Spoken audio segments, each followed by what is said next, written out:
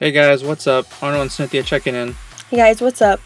Okay, so I'm just doing bodyweight squats for my warm-up, and I just really want to explain to you guys that doing warm-ups is extremely important.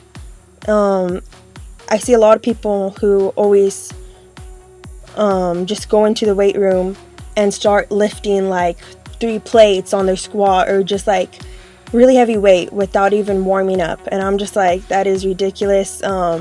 You're just searching, looking for an injury to happen right there. Or they think it's impressive how much you warm up with. And I always say it's not impressive of how much you warm up with, but more of how much your max is, or, you know, your actual working sets. So don't go and try to boost up your ego by lifting all crazy weight in your warm up. I think that's ridiculous. Warm up, as, you know, whatever gets you warmed up, whether it's bodyweight squats, lifting even with the bar on your squat. I know I do. So, you know, just keep that in mind.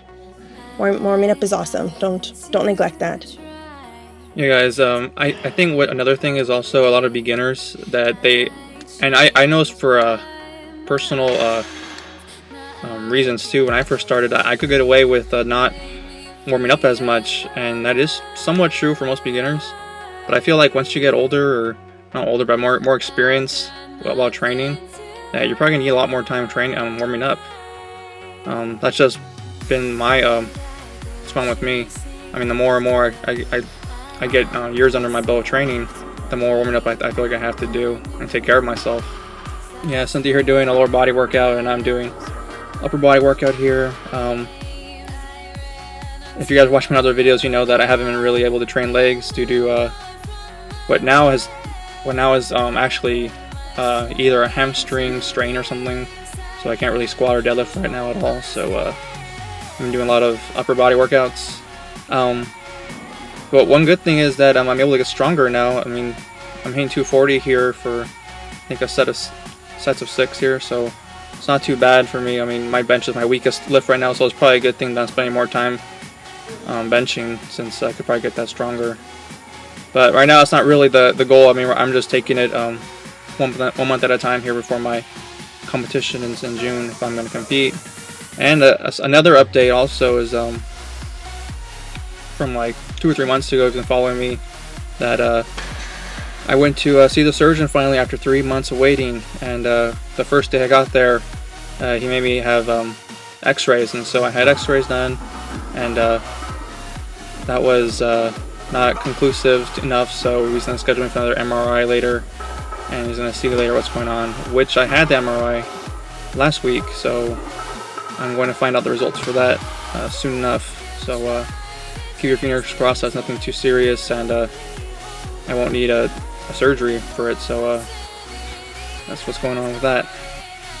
Okay, so I have been going light on my deadlifts and backing off on them, and going really hard on my squats, just because for the deadlift, I feel like you actually don't need to go that heavy on it. That as long as you go heavy on your squats and progress in that your deadlift is actually going to come up.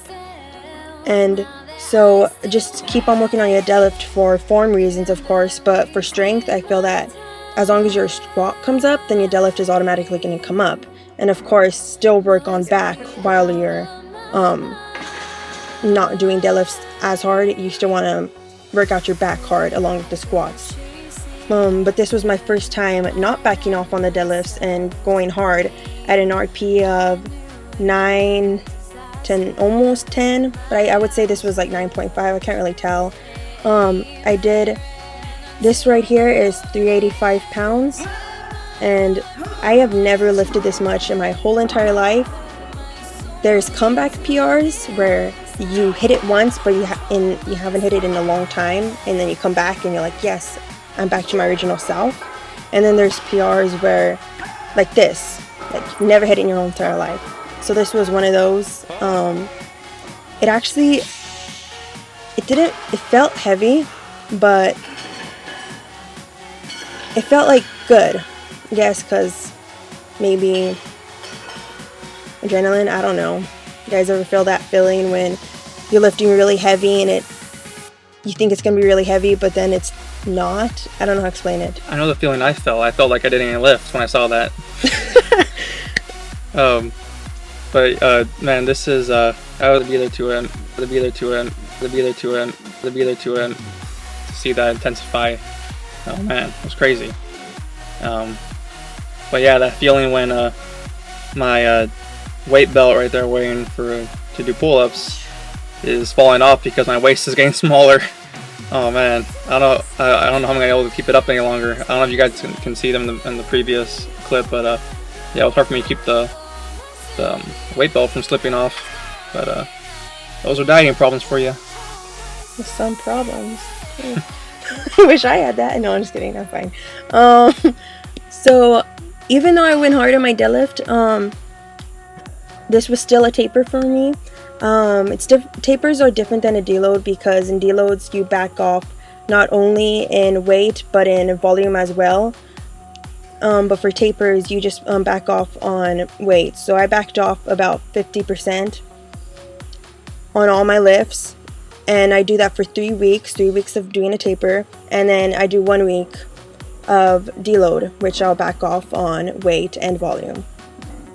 So yeah, I'll usually finish off my workout with closed grip bench press. So I do these after my normal bench press width, and then I'll do these. These are actually getting stronger too, so that's a really good thing. Another dieting problem for you guys is my pants and my clothes are a lot more loose on me. I mean, what's surprising, my shorts are not as loose as I thought they would be, but my waist is really getting smaller, and you can see my pants are almost falling off right here. That's kind of funny. But yeah, these are definitely getting stronger. Really happy about that.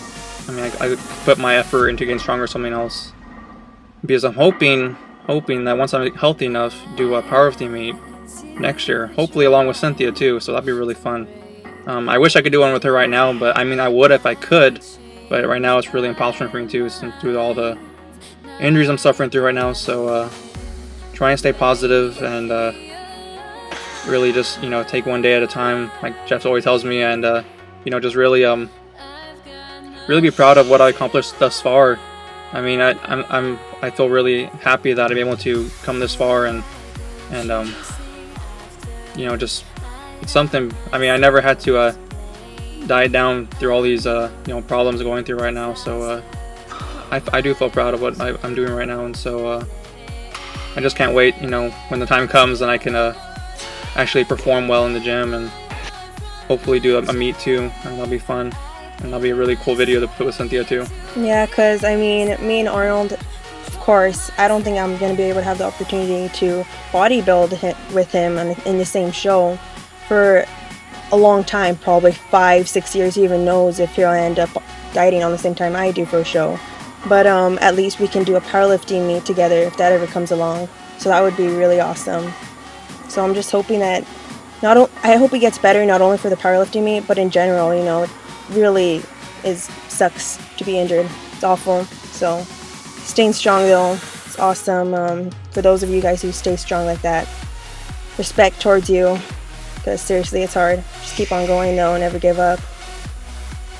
Yeah, I'm just doing front squats right here, guys, and it's, like I said, 50% less on the weight. It's really light, and even though it's light, I think people tend to be lazy and they're like, oh, it's light, I'm not gonna put that much strength into the lift. But always make sure that even your light lifts, the ones that aren't as heavy, warm-up lifts, anything that's light, every lift, make sure it always has good form and good strength and speed. So yeah, these are Armenians. You want to come down below the knee for sure. About how low below the knee is up to the person and their flexibility points.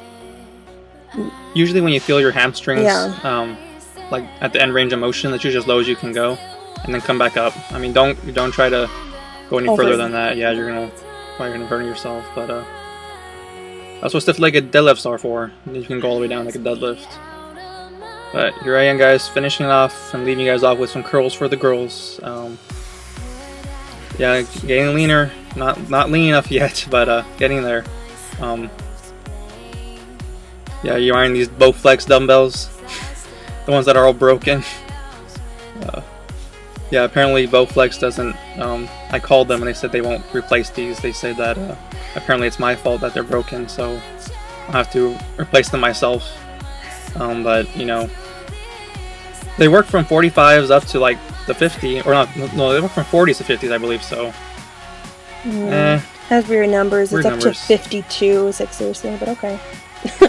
All right, guys, like the video if you liked it. Subscribe if you haven't already. Like the Facebook page, comment. We want to hear from you guys. Links are all in the description box below if you guys want to follow us on anything. So, see you again, guys. Bye. Peace.